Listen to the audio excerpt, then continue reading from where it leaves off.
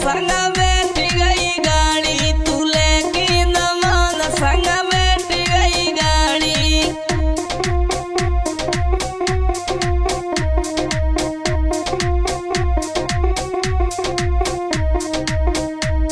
तू घूम रही शहर बम्बई और जय उड़ीसा, तू बज गई दमान संग योरी अनीता, तू बज गई दमान संग योरी अनीता।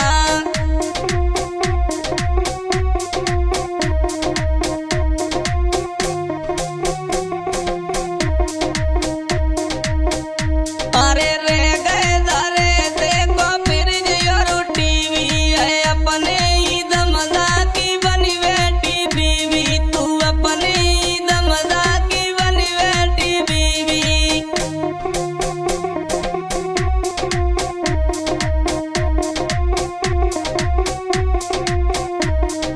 अखिलेश भैया अरे रे गए दारे देखो फ्रिज और टीवी है, अपने ही दमदा की बनी बेटी बीवी, तू अपने ही दमदा की बनी बेटी बीवी।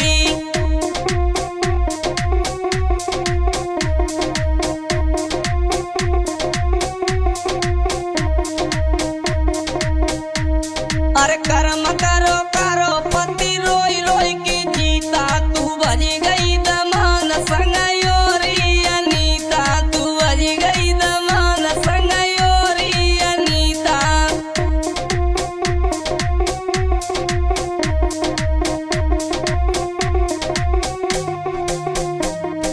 कर्म करो करो पति रोई रोई की जीता, तू बज गई दमान संग योरी अनीता, तू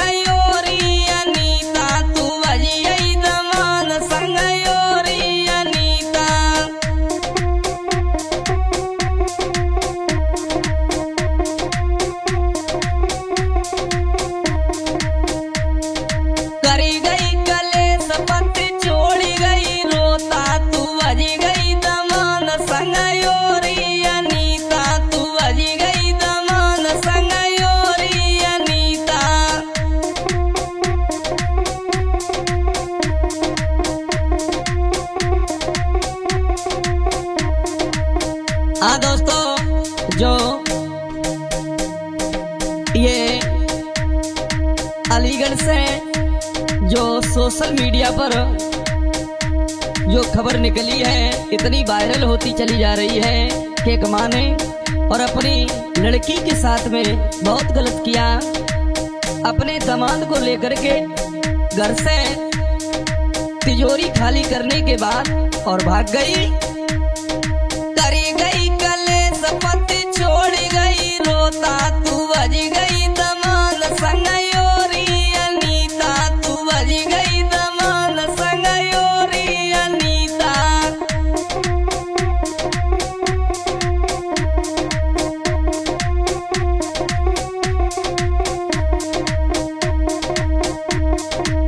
घर की तिजोरी करी गई है तू खाली लेके दमान संग बैठ गई गाड़ी तू लेके दमान संग बैठ गई गाड़ी।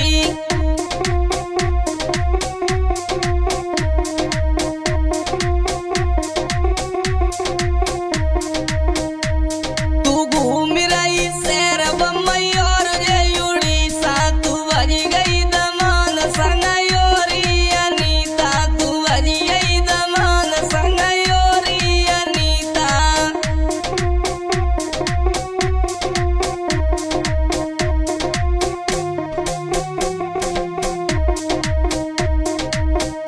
अरे रे गए दरे देखो फिर जियो टीवी है अपने ही दमदा की बनी बेटी बीवी तू अपने ही दमदा की बनी बेटी बीवी।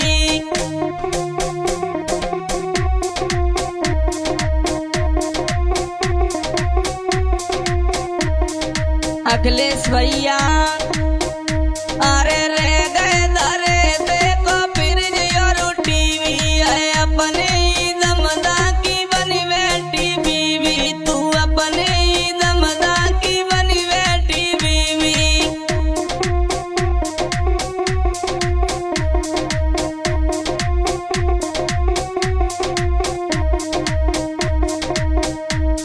अरे कर्म करो करो पति रोई रोई की जीता तू बज गई दमान संग योरी अनीता तू बज गई दमान संग योरी अनीता।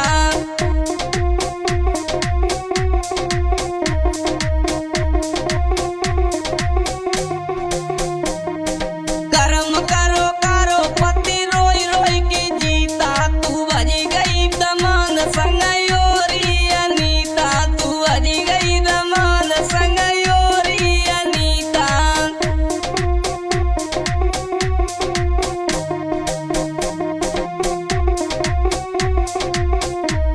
तू करी गई कलेस पति छोड़ गई रोता तू बज गई दमान संग योरी अनीता तू बज गई दमान संग योरी अनीता।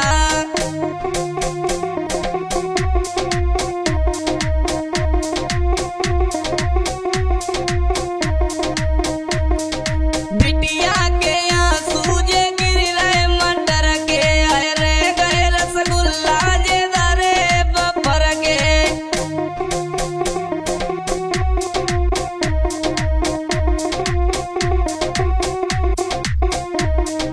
बिटिया के आंसू गिर रहे मटर के रे गए दरे रसगुल्ला बफर के।